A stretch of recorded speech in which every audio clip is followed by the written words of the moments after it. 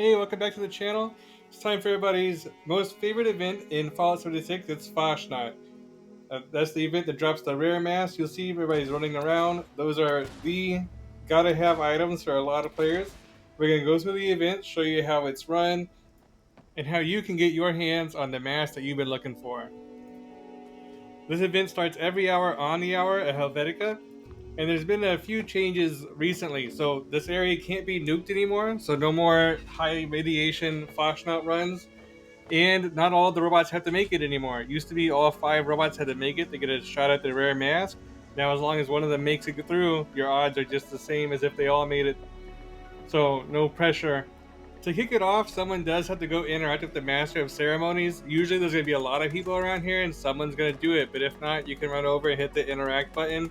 But do be careful if there's not a lot of other active players around and you can't solo it. You might want to switch servers early to make sure that you don't risk failing the event. There is lots of fun to be had. So the first phase is to find all of the marchers that are scattered around Helvetica. So these are going to be the Protectrons that have different jobs, like Butcher, a Candle Maker. They're going to be in the different huts. There's different ones every time, so you do need to run through all the huts to find all 5. Each one of them is going to have a different sub-quest to the event, like collect eggs, which we're going to see here. And once you complete the sub-quest, the marcher will head over to the parade starting point. So you want to do those early because the marchers are slow and you want to finish it quickly. And we'll go over why speed is important at the end. By stream. Jolly Fasnacht to you, friend. If you're on an active server, most of these are going to be completed by other players before you can even get to the Protectron, so it's going to go by pretty quick.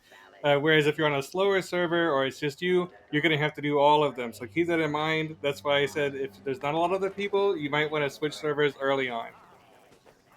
I'm going to go ahead and speed this phase up so we can get into the next section.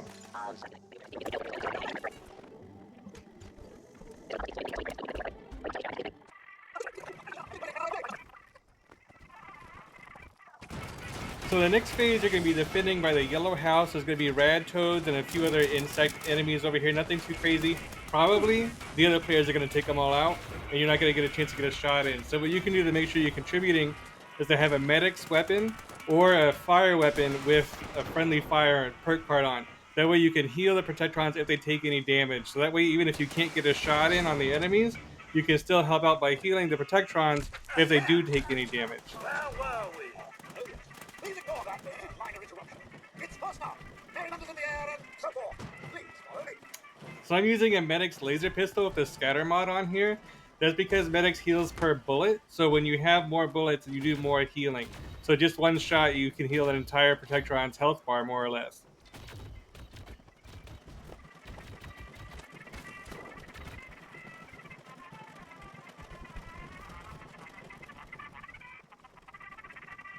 The next section, you're defending against super mutants, which have Molotovs and the mini nukes. So you want to watch out for those. They will spawn behind you, and not just out of the building. So just keep your head on a swivel, and it shouldn't be too big of a problem.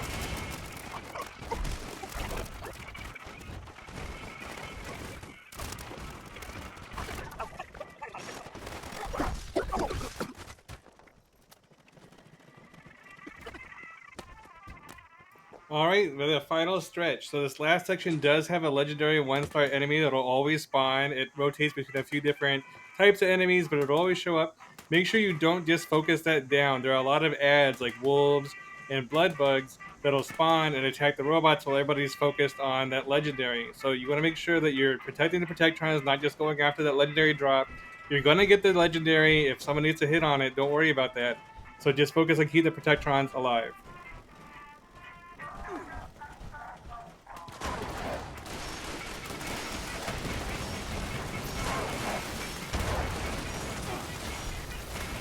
How invigorating. Our Fasnacht parade is once again a remarkable spectacle. Brings joy to the hearts of Now our at the end here, the audio is going to say burn it, you know, like the fire on fire here. But you actually have to go up and push the interact button. So if nobody pushes that, it will never catch on fire, even though they're throwing Molotovs, using a flamer. So make sure you actually run up and smash that button. Our town of the anthropomorphic representation of the season. Burn him, burn him, burn him, burn him, burn him, burn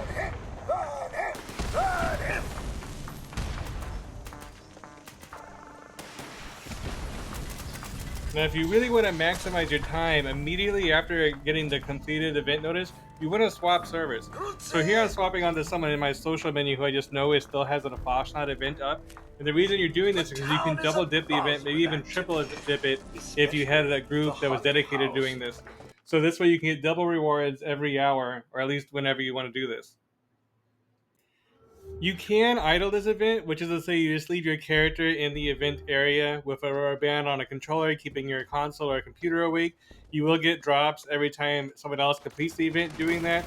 I just recommend only doing that when you're not able to actually complete the event, and otherwise to play through it to make sure that everyone does get drops. Otherwise, the event can fail, and then you'll just end up idling and not getting any drops if everybody's idling.